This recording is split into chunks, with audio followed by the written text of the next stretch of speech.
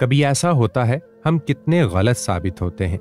हम जब किसी से नफरत करने लगते हैं तो हमें सच्चाई का इल्म नहीं होता। कुछ दिन पहले मैं प्रोजेक्ट पे काम कर रहा था। मैनेजर साहिबा जो नई नई ट्रांसफर होकर आई थी, खुश इखलाकवर, बहुत खामोश रहने वाली, मुझे कुछ पेपर्स पे साइन चाहिए थी। मैं इनके पास गया, सलाम किया। उन्होंने मेरे सलाम का जवाब ना दिया। मेरी तरफ देखकर फिर लैपटॉप पर मसरूफ हो गई, मुझे जैसे इग्नोर कर दिया हो। चूंकि मैं भी गवर्नमेंट ऑफिसर हूं, मेरी अना को ठेस पहुंची। मैं ऊंची आवाज में बोला, मुझे कुछ पेपर्स पे साइन कर दो। मैनेजर ने पेपर्स पकड़े और यहां दस्तखत करना था। मैनेजर ने पेपर्स पकड़े और जहां दस्तखत करना था करके पेपर्स वापस थमा दिए। मेरे दिल में इनके लिए जो इज्जत थी वो कम हो चुकी थी। हम दोनों एक दूसरे के लिए अजनबी थे। दूसरे दिन मुझे फिर कोई काम था।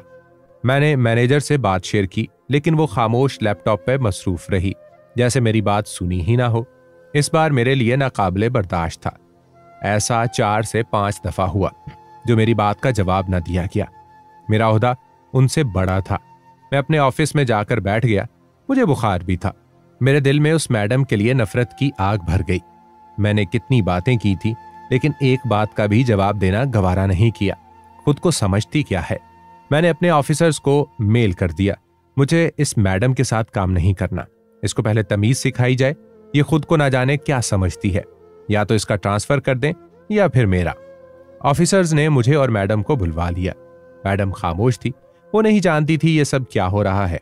मेरे पास आकर सलाम किया। वो शायद वजह जानना चाहती थी, लेकिन मैंने इसके सलाम का कोई जवाब नहीं दिया और अपनी कार में जाकर बैठ गया। मैडम मुस्कुराते हुए फिर मेरे पास आई। सर खैरियत है ना? मुझे हेड ऑफिस बुलवाया गया है। सुना है मेरा ट्रांसफर हो जाएगा। मैंने खामोशी से गाड़ी का दरवाजा बंद किया। वो मेरी तरफ हैरत से देख रही थी। मेरे इस रवैये पर इसकी आंख नम सी हो गई। मैं इसकी नम होती पलकों को महसूस कर पा रहा था, लेकिन मुझे मेरी अना ने अंधा किया हुआ था। हम हेड ऑफिस पहुंचे, वो भी वहां मौजूद थी। वजह पूछी गई तो मैंने बताया ये मेरे सलाम का जवाब देना गवारा नहीं समझती। कोई भी बात करूं इसका कोई रिस्पॉन्स नहीं। मैं ऐसे किसी भी इंसान के साथ काम नहीं कर सकता। ऑफिसर्स मेरी तरफ हैरानगी से देख रहे थे।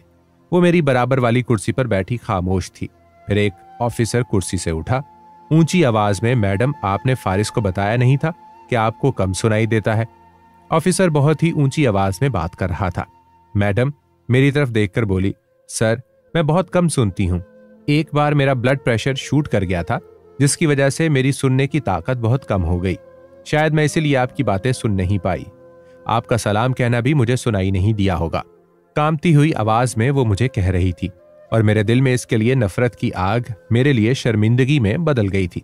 मैं खुद से जज बन गया था। बिना हकीकत जाने, बिना सच जाने मैंने नफरत की आग जला दी। मैं नजरें झुकाए बैठा था। कुछ लम्हे कब्ल मेरी आवाज सख्त थी, अब नरम हो चुकी थी। मैंने सॉरी किया और अना के जानवर को हलाक कर दिया। ऐसे ही हम कभी कभी अपनी जिंदगी में बिना मुकम्मल सच जाने किसी से बिला वजह नफरत करने लगते हैं। रास्ते जुदा कर लेते हैं, रिश्ते खत्म कर देते हैं, वफाएं भूल जाते हैं, मोहब्बतें छोड़ देते हैं। किसी पर उंगली उठाने से पहले तस्वीर का दूसरा रुख जानना भी बहुत जरूरी होता है, वरना हम जिंदगी किसी मुखलिस इंसान को अपनी अना में बिना सच जाने कहीं खो न दें। हर फैसले से पहले, हर जहर से पहले, हर अना से पहले, हर गुरूर से पहले तस्वीर का दूसरा रुख जरूर देख लें। हकीकत क्या है जरूर जान लें, वरना निदामत और पछतावे के सिवा जिंदगी भर कुछ हासिल ना होगा।